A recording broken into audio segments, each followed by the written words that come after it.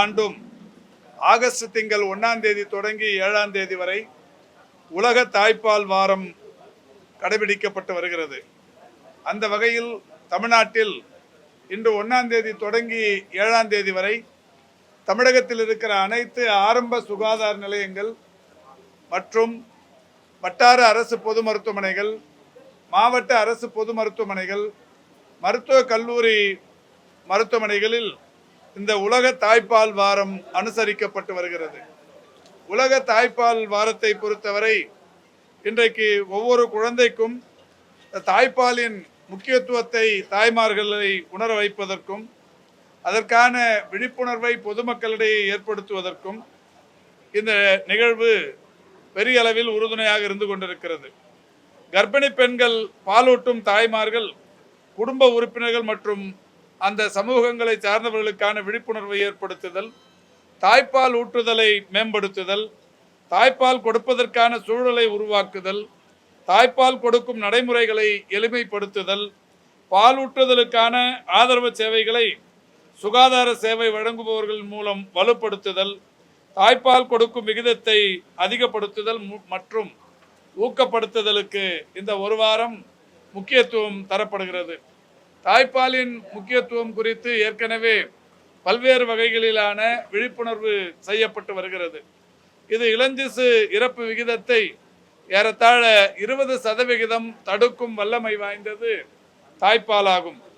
5 வயதுக்குட்பட்ட குழந்தைகளின் இறப்புகளை 13% தடுக்க இது உதவியாக இருக்கிறது என்று மருத்துவ வல்லுநர்கள் தங்களது ஆராய்ச்சிகளின் மூலம் தெரிவித்திருக்கிறார்கள்.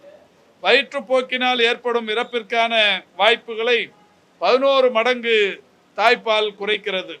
நிமோனியா மூலம் ஏற்படும் இறப்பிற்கான வாய்ப்புகளை 15 மடங்கு குறைக்க வல்லது.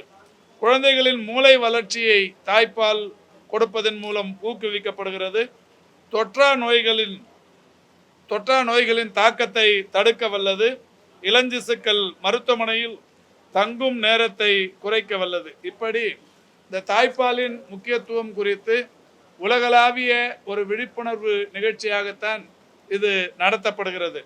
அந்த வகையில் தமிழ்நாட்டை பொறுத்தவரை தேசிய குடும்ப நல கணக்கெடுப்பின்படி 2016-17ஆம் ஆண்டுகளில் பிறந்த 1 மணி நேரத்திற்குள் தாய்ப்பால் ஊட்டும் விகிதம் என்பது 54.7 ஆக இருந்தது. தேசிய குடும்ப நல கணக்கெடுப்பின்படி அதுவே 2020-2021 படி 60.2 ஆக உயர்ந்திருக்கிறது.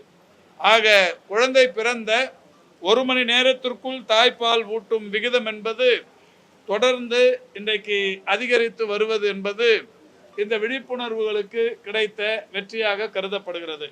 அதோடு மட்டுமல்லாது தேசிய குடும்ப நல கணக்கெடுப்பின்படி 2016-17ஆம் ஆண்டுகளில் எடுக்கப்பட்ட அந்த கணக்கெடுப்பின்படி ஒரு 6 மாதத்திற்கு தொடர்ச்சியாக தாய்ப்பால் ஊட்டும் சதவிகிதம் என்பது 48.3 இருந்தது.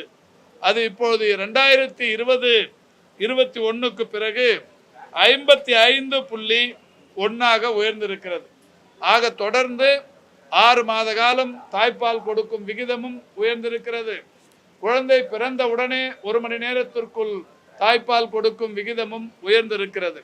ஆக இந்த 48 ஏறத்தாழ 1 மணி நேரத்திற்குள் தாய்ப்பால் கொடுக்கும் விகிதமான 54.7 இன்னமும் அதிகரிப்பதற்கும் 6 மாத காலம் தொடர்ச்சியாக தாய்ப்பால் கொடுக்கும் விகிதம் 55.1 என்பது இன்னமும் கூடுதலாக்குவதற்கும் 100% தாய்மார்கள் தாய்ப்பால் கொடுக்க வேண்டும் என்பதை உறுதிப்படுத்தும் விதமாகவும் இந்த விழிப்புணர்வு நிகழ்ச்சி பயன்படும் என்கின்ற நோக்கத்தோடு இது எல்லா மருத்துவமனைகளிலும் நடத்தப்பட்டு வருகிறது. இந்த ஆண்டை பொறுத்தவரை உலக தாய்ப்பால் வாரத்திற்கான கருத்துரு என்று அறிவிக்கப்பட்டிருப்பது தாய்ப்பால் ஊட்டுதலில் உள்ள இடைவெளியை தவிர்ப்போம், தாய்ப்பால் ஊட்டுதலை ஆதரிப்போம் எனும் கருத்துரு இந்த ஆண்டுக்கான தாய்ப்பால் வாரத்திற்கான கருத்துருவாக பிரகடனப்படுத்தப்பட்டிருக்கிறது. அதை இன்றைக்கு விளம்பரப்படுத்தும் நோக்கோடு இந்த நிகழ்ச்சி மிக சிறப்பாக நடத்தப்பட்டிருக்கிறது.